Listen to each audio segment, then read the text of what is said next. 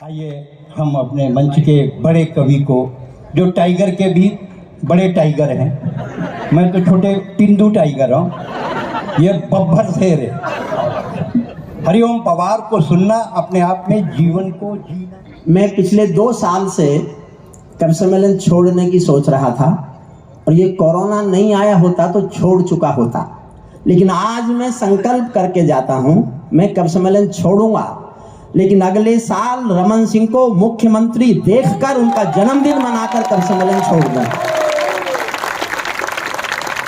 यही जन्मदिन मनाएंगे और मैं उसके बाद कवि सम्मेलन नहीं पढ़ूंगा। मैं ऐसा सोचता हूँ, बहुत उम्र हो गई, बहुत चिल्ला लिए, बहुत घूम लिए। आदरणीय आपके सांसद संतोष पांडे जी ने जितना मुझे मान सम्मान दिया, पांडे जी आप जनगण मन की पीड़ा गाने का वरदान मांगता हूँ, जनगण मन की पीड़ा।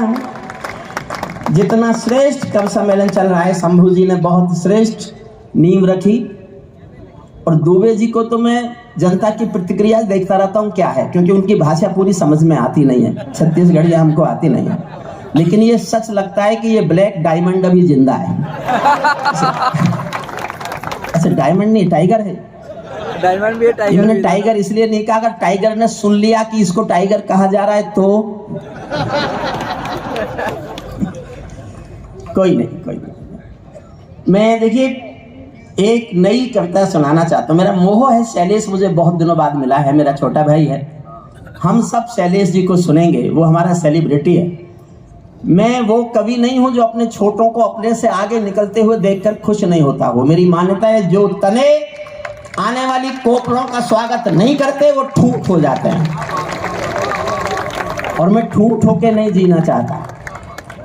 हम शैलेश को सुनेंगे। मैंने एक नई कविता इन दिनों लिखी है, शैलेश को सुनाने का मेरा मन है, बाकी कवियों की सुनी हुई है, आपके लिए भी नई है, थोड़ी सी गंभीर है, थोड़ी देर निभा लेना, फिर मैं आपके मन पर आ जाऊंगा। ये देश भरोसे का देश है, परंपराओं का, निष्ठा का, समर्पण का। एक 20 सेकंड की कहानी सुनाता हूं। क्या है हमारे भरोसे, क्या है हमारी निष्ठा, क्या है हमारी परंपरा, क्या है हमारे विश्वास। एक बाप बेटी जा रहे थे किसी रास्ते पर, उनको तेज बाढ़ का पानी मिला, दोनों डर गए, कैसे निकलेंगे, तेज बाढ़ का पानी बह रहा है। पिता ने हिम्मत करके कहा कि बेटी डरो मत, तुम मेरा हाथ पकड़ लो, हम पानी से बाहर निकलेंगे। बेटी ने कहा पापा मैं आपका हाथ नहीं पकड़ूंगी, आप मेरा हाथ पकड़ लो। पिता ने कहा क्या फर्क पड़ता है, तुमने मेरा हाथ पकड़ा या मैंने तुम्हारा हाथ पकड़ा, समझ जाओ पीछे तक, जहां तक मेरी आवाज जा रही है तो ताली उठाना, वरना चुप रहना। पिता ने कहा बेटी क्या फर्क पड़ता है, तुमने मेरा हाथ पकड़ा या मैंने तुम्हारा हाथ पकड़ा। बेटी ने कहा पापा बहुत फर्क पड़ता है, मैं किसी मजबूरी में, अपने स्वार्थ में आपका हाथ छोड़ भी सकती हूं, लेकिन एक बाप अपनी बेटी का हाथ किसी हाल में कभी छोड़ नहीं सकता। सचमुच कोरोना काल खत्म होने के बाद कवि सम्मेलन तो बहुत किए, लेकिन आज पहली बार लग रहा है कि हिंदुस्तान ने कोरोना पर विजय प्राप्त कर लिया।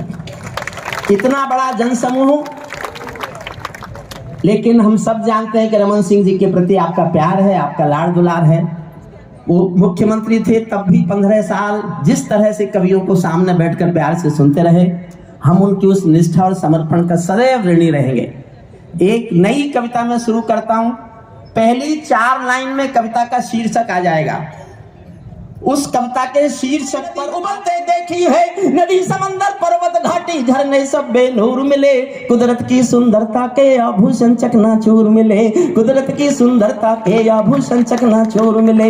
मैं मेहंदी पायल कंगन के गीत नहीं गाने वाला, मैं मेहंदी पायल कंगन के गीत नहीं गाने वाला, आग छोड़कर चंदन बन के गीत नहीं गाने वाला।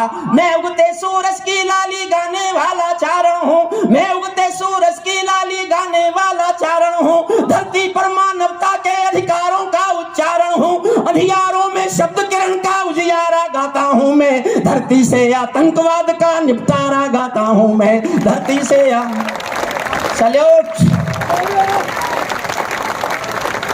अंधियारों में शब्द किरण का उजियारा गाता हूँ मैं, धरती से आतंकवाद का निपटारा गाता हूँ मैं। मेरी कलम कामना गाती है जग की खुशहाली की, लेकिन दिल में आग भरी है दुनिया की बदहाली की। कितना अधोपतन देखूंगा सत्ता के व्याकरणों में, गांधी लिंकन बुद्ध पड़े हैं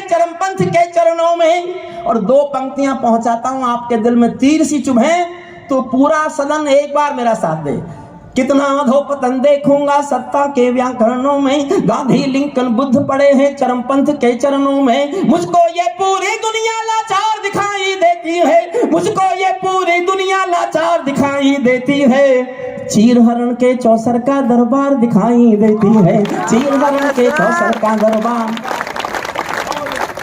चीर हरण के चौसर का दरबार दिखाई देती है। गंधारी की धरती पर, मेरा विश्वास है कि आप थोड़ा बहुत जरूर उस विषय के बारे में जानते होंगे, मैं वहीं आ रहा हूं।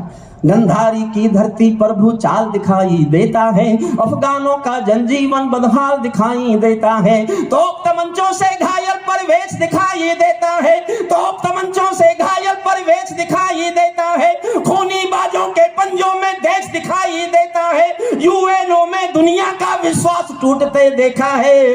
हथियारों के बल पर कोई देश लूटते देखा है, हथियारों के बल पर कोई देश लूटते देखा। शैलेश मेरा साहस बोलता है, मैं नहीं जानता कब छोड़ दूंगा, कब सम्मेलन। भगवान करे मैं रमन सिंह जी को मुख्यमंत्री बन जाने के बाद, उनके जन्मदिन के बनाने के बाद ही कब सम्मेलन छोड़ूं, लेकिन मेरा साहस देखना। मैं सूरज के साम्राज्य से आंख मिलाने वाला हूँ, मैं सूरज के साम्राज्य से आंख मिलाने वाला हूँ। दुनिया के हर दादा का मैं ताज हिलाने वाला हूँ। आसमान की लाली मेरे शब्दों की चिंगारी है, मेरी पूरी दुनिया से टकराने की तैयारी है। मैं शब्दों की कांति ज्वाल हूँ, वर्तमान को गाऊंगा। जिस दिन मेरी आग बुझेगी मैं उस दिन मर जाऊंगा, जिस दिन मेरी आग बुझेगी। मैं शब्दों के कांति ज्वाल हूँ, वर्तमान को गाऊंगा। जिस दिन मेरी आग, पूरी दुनिया से विद्रोह कर रहा हूं, मेरे साथ जुड़ना। दुनिया वालों आने वाला समय तुम्हें दुत्कारेगा, दुनिया वालों आने वाला समय तुम्हें दुत्कारेगा। महाशक्तियों की चुप्पी पर थूकेगा, धिक्कारेगा। दुनिया के दादा आतंकों से लड़ने में चूक गए, तालिबानी एटम की सत्ता के मुंह पर थूक गए, तालिबानी एटम की सत्ता।